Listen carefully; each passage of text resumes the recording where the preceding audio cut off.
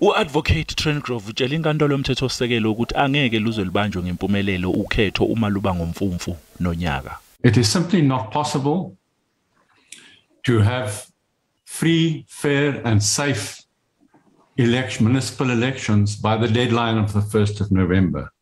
Inkantolo yomthethosisekelo ithi iNingizimu Afrika izoba yizwe lokuqala ekutheni kuze kungenelele lenkantolo ephakeme kunazo zonke ukuze kuhlehliswe ukhetho. We would be the only country in the world in the face of a global pandemic, we're faced with similar elections, presidential elections, provincial elections, national elections.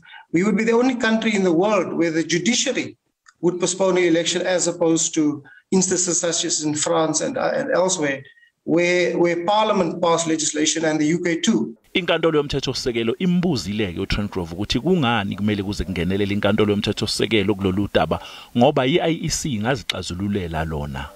Why should we supervise the IEC if it says it's the circumstances beyond its control? And IEC is also going to depend on the government taking appropriate measures to ensure also from its side that circumstances for a free and fair elections will be prevailed within the context of the pandemic.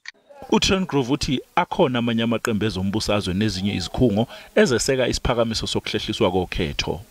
There is the parties who agree that there is insufficient time for them to nominate their candidates.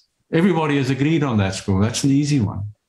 Inkantolo yomthethosisekelo ithi aliqinile kahle iphuze lithi ukhetho lihlehla ngenxa yobhubhane lwesifo iCovid-19 ngoba nangonyaka ozayo lesifo sizobe sisekhona.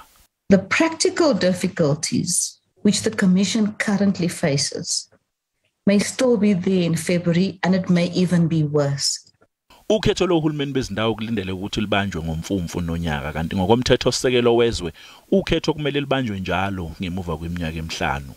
NginguCalvin Dludla wezindaba zeSABC ngibika ngiseGoli.